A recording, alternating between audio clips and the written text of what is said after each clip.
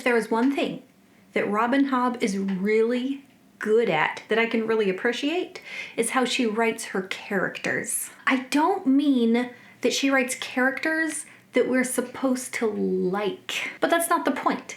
The point isn't to make us like them. The point is that they feel like real people with real struggles and real flaws. Things that can make you hate them. Hate is a strong emotion that can draw you into a story. I really hate Kyle.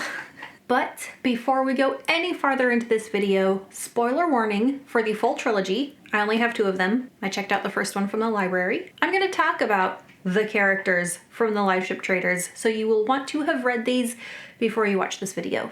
You've been warned. So I already made some videos from the first book. I did a Kyle and Wintrow priest versus sailor video. I did one about the Vestrit girls, and I have made a video on Captain Kennett from the whole trilogy. So I won't really be talking about Kennett except how he relates to the other characters. And then I'm going to focus more on the character growth in the second and third books. I really like how the characters over this trilogy grow and change so much. They have a lot happen to them and they don't stay the same. If any of the characters change the least, it might be Althea and Ronica. There is some change, yes. Those 2 women feel more like the same person by the end than some of the other characters. So Malta, for example, I think probably changes the most. Malta is that young, spoiled, self-centered girl, and the more stuff that just gets thrown at her, the more she's forced to think about other people besides herself. One of the things that I think really made her change and grow was not being forced to think of somebody that she already cared about. Her town is getting destroyed. They have to escape, barely with their lives, but it's not concern for her family that really changes her. She is forced to focus on and care for somebody that she really does not like. The satrap Cosco is not the kind of person that really fosters feelings of endearment. Malta is not happy to be thrown into his company and to be forced to serve him and help him, and he really comes to rely on her. And being forced into that role, that is what really pushes her. She has to change to survive, so she does. And she's still young enough. She's not as set in her ways as some of the other characters. She is able to change.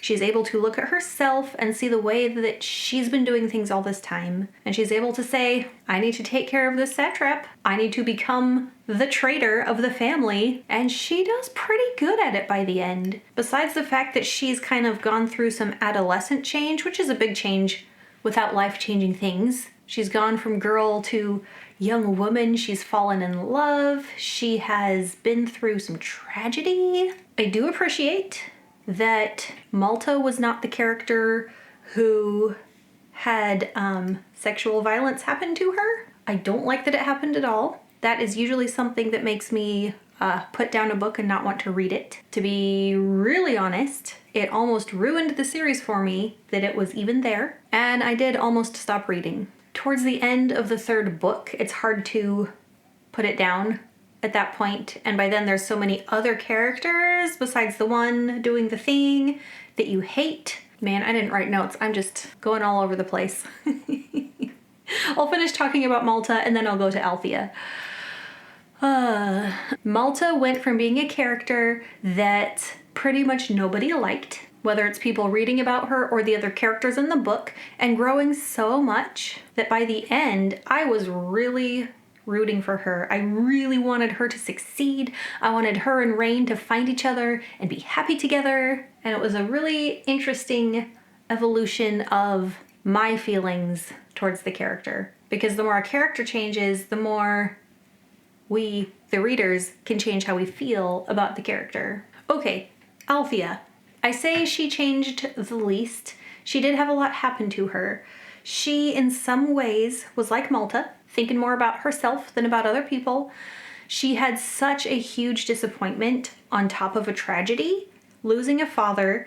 Then she thought she'd get the ship, Vivacia. Not that that would make up for losing her father, but she had counted on it. She never doubted that it would happen. And so her father and Vivacia both got snatched away from her at the same time. She didn't even have time to grieve for her father first before also losing Vivacia.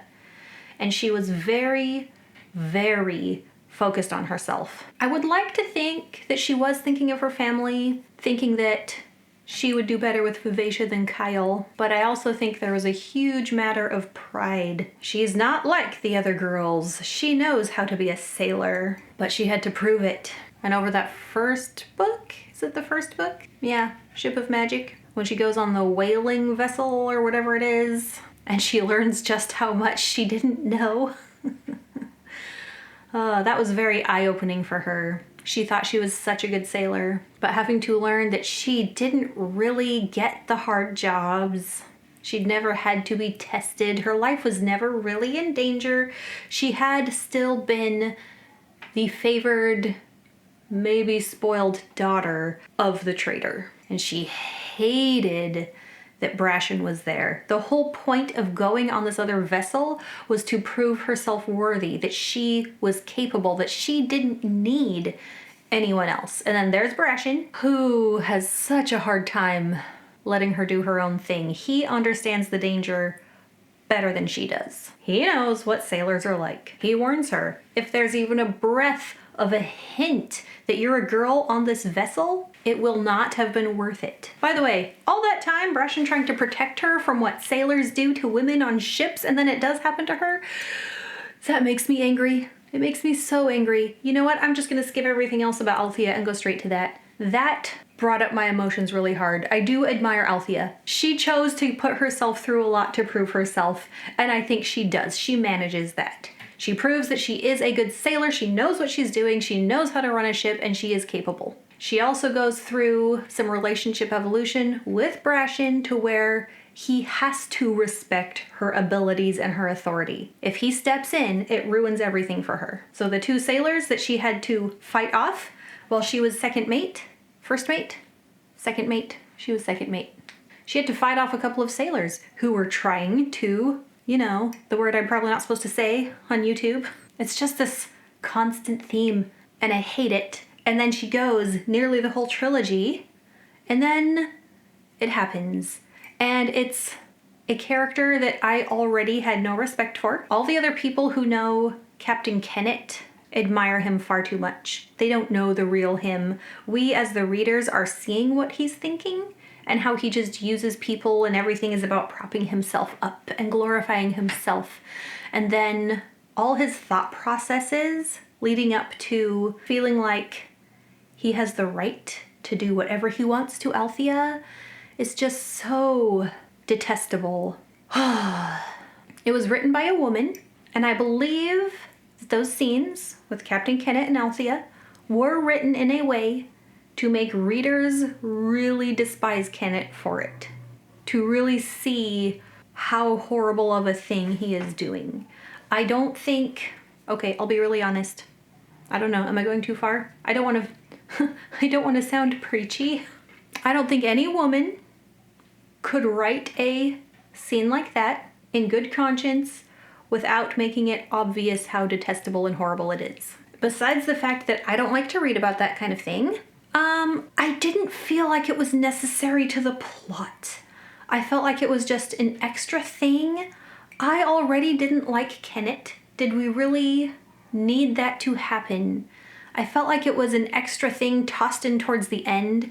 I didn't feel like Althea's character growth needed to have that happen to her. I didn't feel like Captain Kennett's character growth needed it to happen, except to really convince us that he was never a good guy. I don't know. I hated pretty much everything about it. I don't remember if Althea ever fesses up to Brashen or if she just admits enough that he understands. All this time, it's making me feel emotional. All this time through the 3 books, Brashen is a sailor. He knows how sailors are. He knows that this is a danger that Althea faces every day of being a female sailor. And by the end, I don't remember if she tells him that it happened or if he just, he knows. He knows. He always knew it was a possibility. I don't think she has to tell him, but it does not But for Brashen, it does not change Althea's value to him. I think that's a really positive way to portray Brashen and Brashen's feelings about it. Speaking of Brashen, I really like all the parallels between Brashen and Paragon and their personal journeys. One of the things that was making me feel really emotional while reading these books was when they finally decide to buy Paragon and fix him up, and it's going to be like this thing that helps both Brashen and Paragon make a new name for themselves. The failed trader's vessel and the failed trader's son will get together and make a name for themselves and go sailing and, I don't know, finally redeem themselves. Paragon will have a captain who cares about him. Brashen will have a ship to call his own. They've both been disgraced. They both have a new chance. Oh man. Robin Hobb is also really good at writing tragedy and tragic things. I already talked about Paragon and Kennet in my Kennet video. But oh man, finding out about Kennet being a Ludluck and that whole relationship between the pirate and the ship, whew, that opened up such a new layer into Paragon. More understanding about why he is the way he is. Also the magic of the wizard wood and how he was made from two separate logs, meaning two separate dragons always at war. And when he just starts to list and the dragons are out of balance and the stronger one is kind of taking over. And then you have all the trauma he went through, his own trauma, plus the trauma from Kennet that he soaked up and took within himself. It's amazing he ever sailed again. Okay, Amber is the fool, right? I'm not crazy for thinking that, am I? I read the Liveship Traders years ago, probably around 20 years ago. And then just a couple years ago, I started reading the Assassins books. And so reading the Assassins books, there was no connection in my brain at all. But then starting the Liveship books, I was like, oh, Amber seems a lot like the Fool. I wonder if they're related from the same land. Then little hints here and there, and I was like, wait, they can't be the same character. I am just chasing a rabbit's trail, right? But then when she's carving Paragon's new face, and it's being described in a way that's kind of looking like Fitz, maybe. She has this earring. Towards the end of Assassin's Quest, the Fool is being accused of actually being a woman. You know the Fool is actually a woman, right? And it's so ridiculous. Psh, whatever. She's only saying that because I won't sleep with her. But now, I don't know what to think. If you know, if you have read further than I have, don't tell me. I'll find out myself. I did feel like I would not have minded if the relationship between Ronica and Keffria had been dived into a little more deeply. There are some things about that relationship that stood out to me. One of them being that Ronica likes to be in charge and likes to be in control. Not so much that she's like a control freak, but Ephraim always left. He went off to sail and she was left to take care of things, and that was just a normal part of life. So as her daughters grew, she just kept doing that. And instead of giving responsibilities to Keffria to teach her how to be a trader's wife and to do all the things she should, Ronica just kept doing it. Even when Ephraim died and Keffria inherited, and Ronica should have passed all these responsibilities to Keffria, it was really hard for her to let go. And Keffria feeling like, Mom, I'm supposed to do all those things and you're not letting me. And really feeling like she never felt like her mom trusted her. Her mom didn't believe in her to be good at the things that Ronica was good at. And by Ronica not letting Keffria take charge of all the trader responsibilities, how is Keffria supposed to feel about that? My own mother doesn't believe I'm capable. And poor Keffria, I don't know. Okay. I mean, she never saw the side of Kyle that he started to show later. They were already married. He was just this handsome sailor. Then he starts showing his true colors. By the time Kyle finally leaves and Keffria starts really thinking about what type of man he really is, and she kind of starts finding herself, finding her own strength, finding out what she's really good at as a trader, and struggling with her feelings of whether she actually is hoping that he's alive and coming home or not. She doesn't want to be the type of wife who will hope that he doesn't come home. But she is learning that when he does come home, she doesn't want to hand things over to him. She's just finally getting the responsibilities from her mom, really seeing that if Kyle has his way, he's not going to make things better. And she's understanding more about the way Kyle views her sister, Althea, and seeing the way he treated Althea, the way he treated Wintro, their own son. Kyle's views on women and a woman's place in the world and in the family. It is a sad thing to regret the person you've married. She is so torn. That's another situation where I almost feel like Robin Hobb wrote herself into a corner and made Kyle so terrible that he couldn't come back. He was not going to repent. He was not going to help the family. For things to end well for the Vestrits, Kyle had to be gotten rid of. Like, why bother having him rescued from the island where Kenneth stashed him to take him on the ship and get away just to have him die anyway? I don't know. That situation felt a little weird.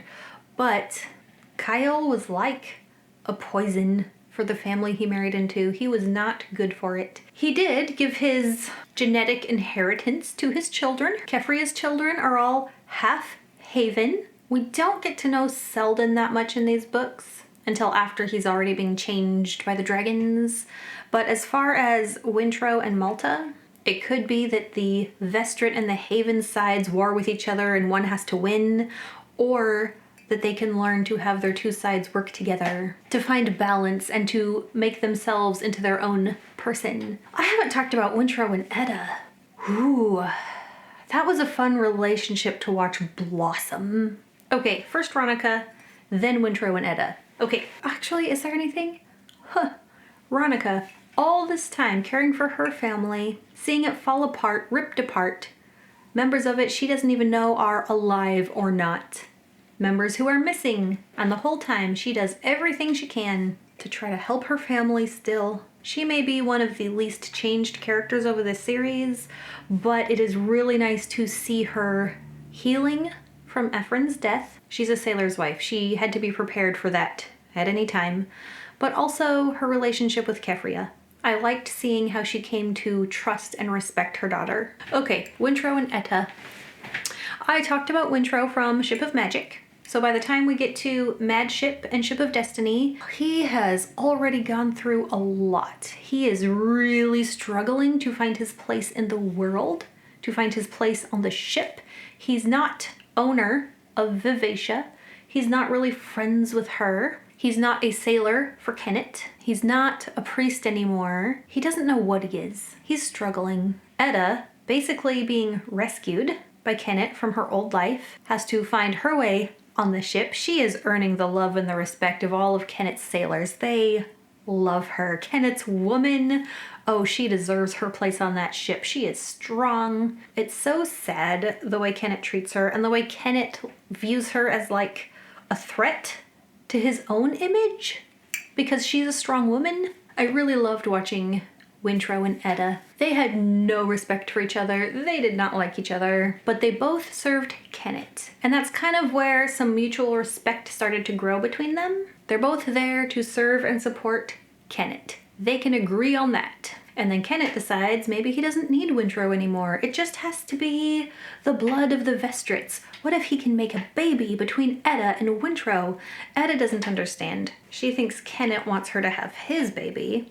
And she is so enamored with Kenneth. She can't even see another man through Kenneth. And as smart as she is, she can't see what Kenneth is doing by trying to throw her and Wintro together. Poor Wintro has never known a woman or a girl.